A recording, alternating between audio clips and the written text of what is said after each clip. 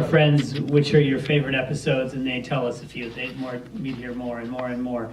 And then we had our own, and even then we couldn't get in everything that we wanted, even close to what we wanted. So it was very hard to get in, all of the sort of greatest hits that people would consider the greatest hits. There's certain ones like the avocado-eating dog.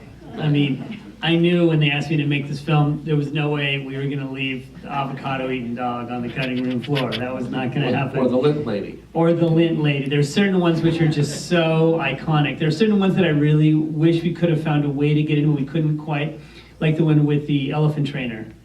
He spent time with an elephant trainer at the San Diego Zoo in one episode, and then came back and visited him years later after the trainer had retired and went back to the elephant. And the recognition between the elephant and the trainer after years away is breathtaking. It's amazing, and I wish we could have gotten more of that. We got a little bit of that. So the body of work is astonishing. Yeah. One thing about Muehlhauser that interested me, and I've talked to people about him, and I met him a few times. He was the nicest person you ever can meet. He always made it seem like everything was a surprise in his episodes, but he was really well prepared. He knew just what he was going to do.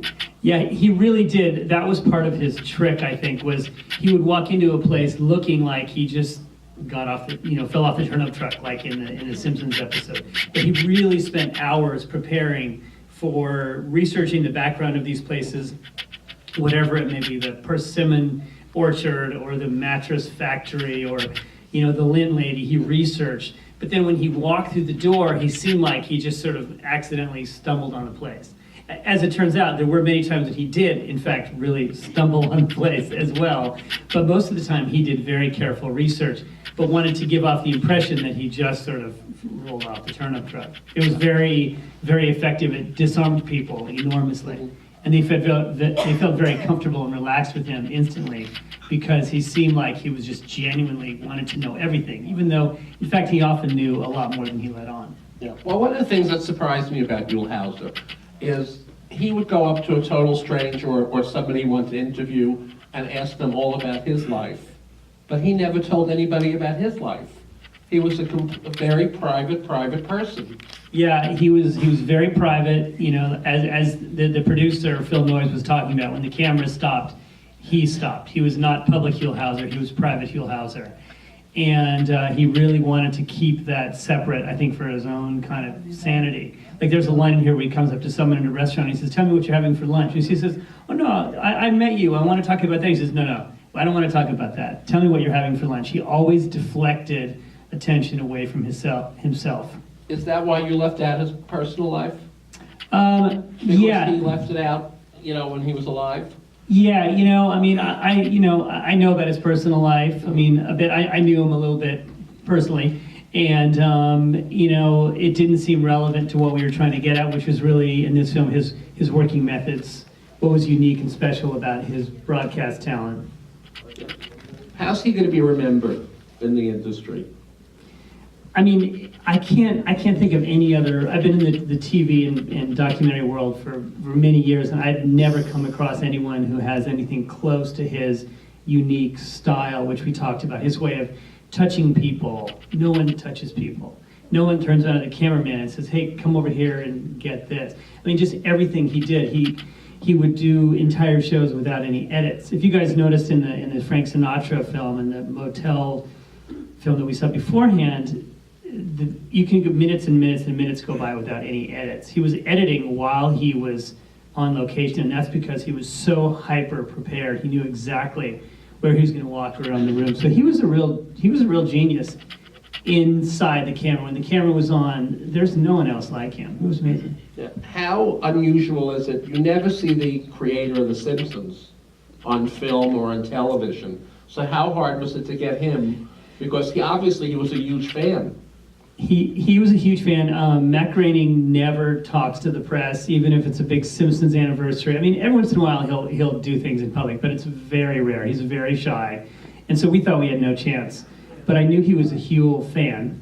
And so we reached out to him, and his people called back, a couple hours after we sent the email saying, "He'd love to do it. When do you want to come by?" And we were really shocked. It was great to get him, because he obviously, he made fun of him like a lot of people did, but he also had a real affection for him, which I think is clear. Yeah. What is Chapman University going to do with his archives? Why do you pick that university?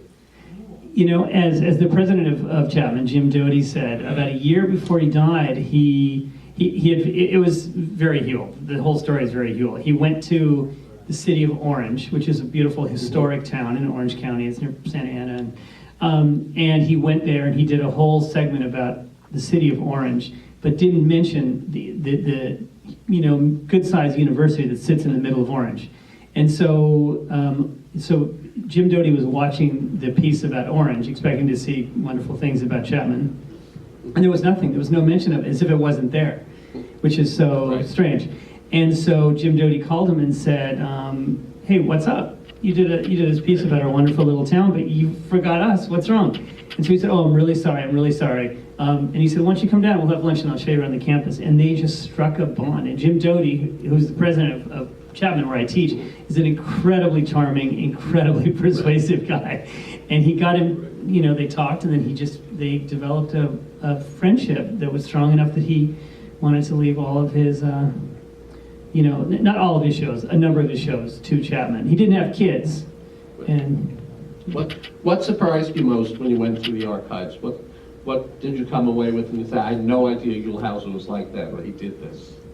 I think the lack of edits, just the fact that he did these shows intact was so incredible.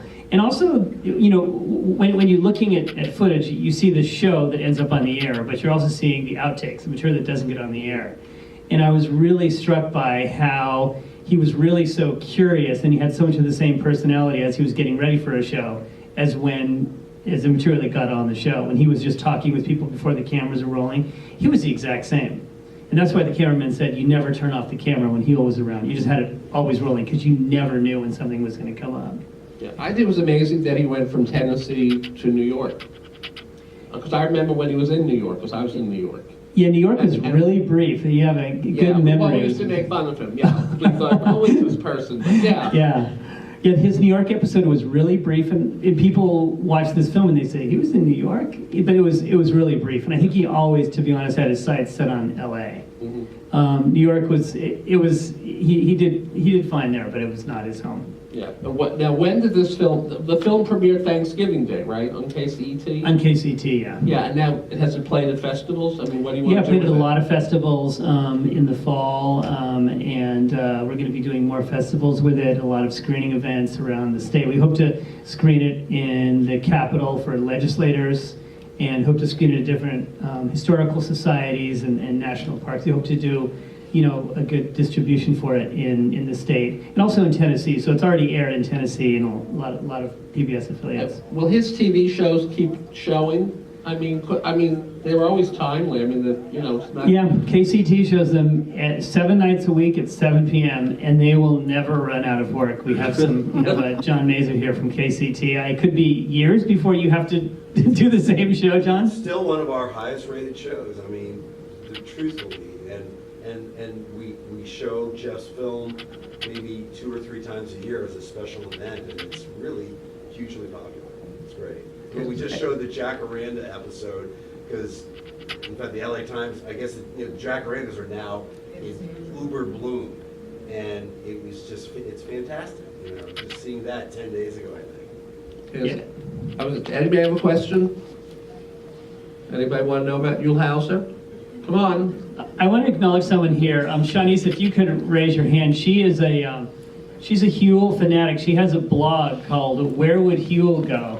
And she spends weeks and weeks touring around the state going to Uelhauser locations.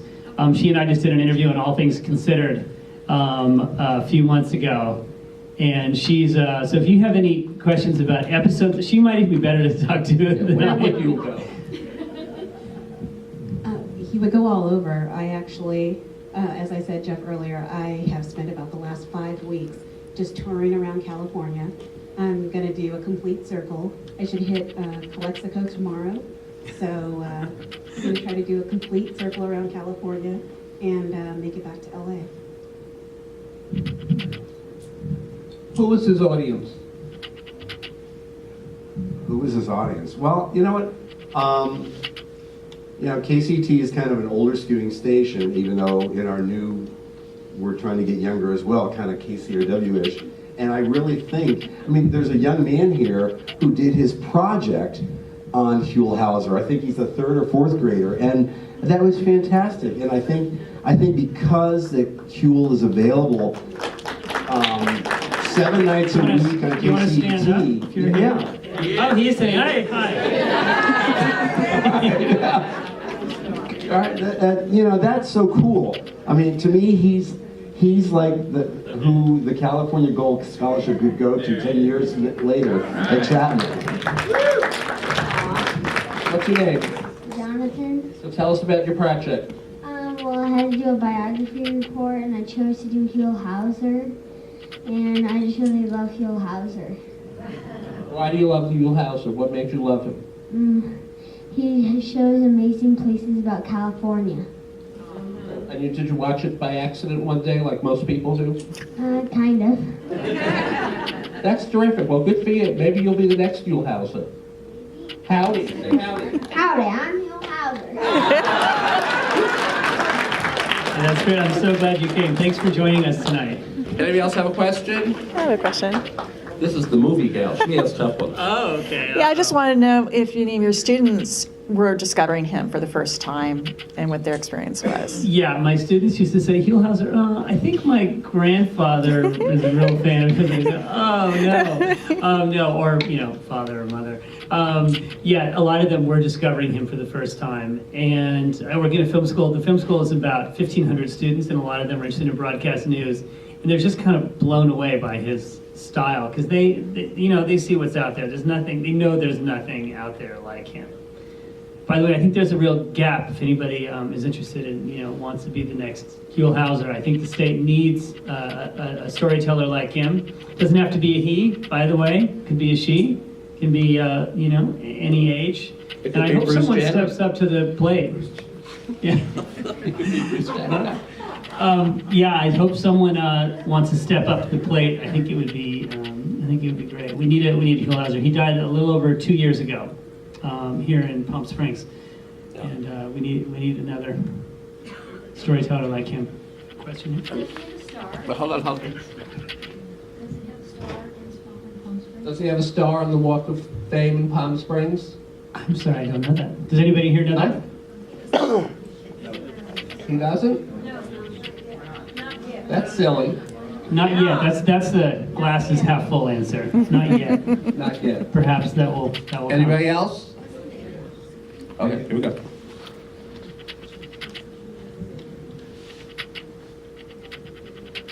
Did he ever go behind the camera that you know of? As a producer, you mean, or cameraman? Or just out on a shoot?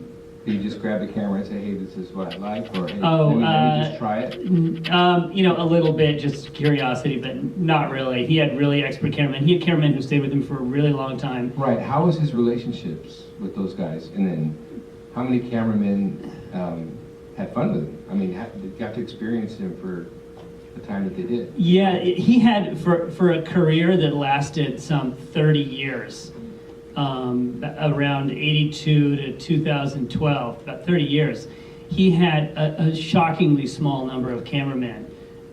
He had Luis, he had Cameron. Just the two of them were for more than half of his career. He started out, he had a few others, but those were the two that were the main cameramen for his career. Also, Phil Noyes, his producer, was his producer for 19 years, which is amazing. So he had very few producers. And then Ryan Morris was his producer in his last few years. So he had a really small team, and he was extremely loyal, and he worked with them year after year after year. Okay, the next Huell Hauser has a question. Did he ever do one on Alcatraz? Yeah, he did do an episode on Alcatraz. Yeah, it's excellent. I want to say too that if you guys want to see some episodes, they're all archived. Not they're all, but most of them are archived on the Chapman University website. Go to the Huell Hauser archive and you can watch episodes. So Alcatraz, I'm quite certain, is one of those that's on the website. So if you want to do binge viewing of Huell Hauser episodes, go to the Chapman University website, Huell Hauser archive, and you can see that one. Yeah, the Alcatraz one is really good. It's a fun episode. Hope you get to see it. I really enjoyed that song that he sang, California, Here I Come. I'd like to know more about that, when he did it, why he did it, how he did it, who the people were. Oh, at the very end. Yeah, that was with a music school here in Los Angeles. They invited him to come down and sing it with them. It was actually a promotional video for that school. So, but it just happened to work really well. You know, they brought a lot of energy in him, that rock and roll version of it. Where exactly was that Jacaranda Street? It was somewhere in Midtown. I can't remember. Right here. You tell them what city. Oh, she knows. Do you know what street it was? So, just by looking at the trees, I had to track down the one in South LA. So I found Francis's house, and I found that tree. I believe it's Palm Drive, that's in Beverly Hills. Palm Drive, Beverly Hills. Is where he ends at the end. Okay, I thought it was more in Midtown. Okay, so Palm Drive. Yeah, I thought it was kind of Hancock Parky. Yeah, exactly. That's where I thought it was, in that Hancock Park, Midtown. But I had to match the Shanice knows her Huel, so I'm sure she's right. Palm Drive. I have a little recollection that Morgan Neville, who just won an Oscar for 20 Feet from Stardom, did he work with Huel at one time? Yeah, he did.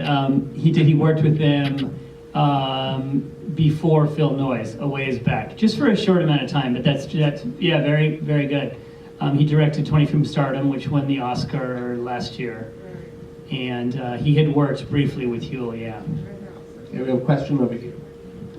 Okay, who did his research? How did he get, ideas, or was it letters and emails coming in? And then did he have researchers on staff, or did he do his own research? Yeah, his producers did the bulk of the research, as did he, and he would get calls from people saying, "Hey, will you come and talk to me? I've got a amazing donut store, whatever it may be."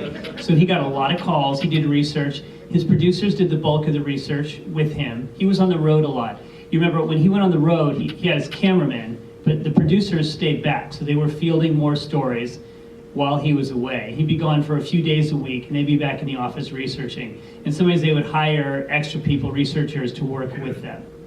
I mean, he basically had two producers and Ryan and one assistant. Oh, yeah. I'm sorry, he basically had two producers, and Ryan was kind of his assistant, and that was it. And then his cameraman, Louis or Cameron, and then Michael Garber, who edited after that. But it literally was a staff of 5 people. I mean, it was not like lean. 29 people. Yeah, his office in Crossroads of the World, his last office was, teeny. This guy made a living showing us all these wonderful places to go. Some of us have tried to follow his footsteps and even take vacations there. People come all the way in the Baghdad Cafe episode, halfway across the world. Did this gentleman ever take time to go on vacation himself, and where was his favorite spot that you can think of? Yeah, he went to Cuba. He did a show there in Cuba, so I guess you could call that a working vacation. He went to Hawaii every once in a while, but his producer said that he really liked to stay in California. He traveled a lot in California. But he went to Tahiti, he went to Hawaii. He loved the Cook Islands. He went there many times. I don't know, they're sort of by Tahiti. He did one show on the Cook Islands, but he loved the quietness of it all. Yeah. I mean, In the documentary, you say he was a good businessman. Did he die a very wealthy man? I don't know what his net worth was per se, but he had some really nice properties. He had a property in 29 Palms, a property in Palm Springs, nice apartment in West Hollywood. So yeah, I think he had some money. He had some very generous sponsors for his shows, and then, as the producers talked about, he kept the expenses down. Yeah. So I think he died with some money. I don't know if I would say it was a massive fortune, but a medium-sized fortune. He did okay. Absolutely. Yeah, the turnip truck, the whole thing, he did okay. Yeah, he did okay. He did okay. People tell you look like Huel. Howdy! Yeah, well, no, I should have dressed like Huel. Yeah. But I didn't fall off a turnip truck. Anybody else? Okay, back here. Do we know how many of these films he actually produced? Yeah, it's somewhere in the neighborhood of close to about 2,500, which is kind of crazy. Yeah, he did multiple shows. He did, California's Gold is probably his most famous, but he also did Visiting.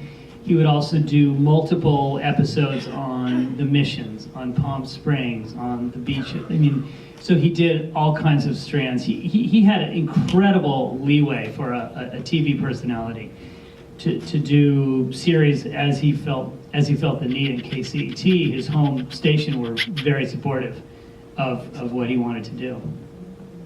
Especially because he got the funding, you know, on his own. So he really had an incredible amount of latitude, and he just did a huge volume of shows of different lengths.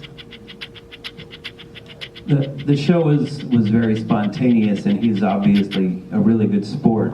Was there ever an incident where he just got annoyed or just threw the mic down, walked away, and said, "I don't want any part of this"? Or was he always excited about just about anything? You know, I don't think when the cameras were rolling he ever really had that, but his producers told me he could be frustrated in the field when things weren't going well, or if he felt like his research or his team's research wasn't giving him exactly what he needed. He could get frustrated, for sure, but you never saw that when the camera was rolling. You do see that in the outtakes. He had high expectations, especially because he was on such a tight schedule. He could do a couple of shows, he could shoot a couple of shows in a day. He did very often. So he needed everything to be working on time. You know, as we said, he was a Marine. He expected order. And he was a very hard, disciplined worker. So he could get frustrated, yeah. Jeff, we have to wrap it up, but, excuse me. Howdy, how do you want us to remember Yule Hauser after, you know, you went through this whole process of making a documentary? What's your big memory of Yule? Well, I'm a native Californian, but I love that my family's been here for a few generations, but I love that someone who comes from across the country can teach me and people that I know and love the state so much about our state, and look at something that I appreciate and I do love and don't take for granted. He gave us a special sense of how unique and extraordinary California is. And he opened our eyes to something that we all thought we were familiar with, which I think is an amazing gift. Can you just give us the website again if people want to go home and, you know? Yeah, absolutely. It's watch Yule? Really easy. It's www.chapman.edu. And it's the Chapman University website where you can find the Yule Hauser archives. You put it in the search, and they have them all accessed there. So Alcatraz and a lot of your favorites are on there. Okay, well, let's thank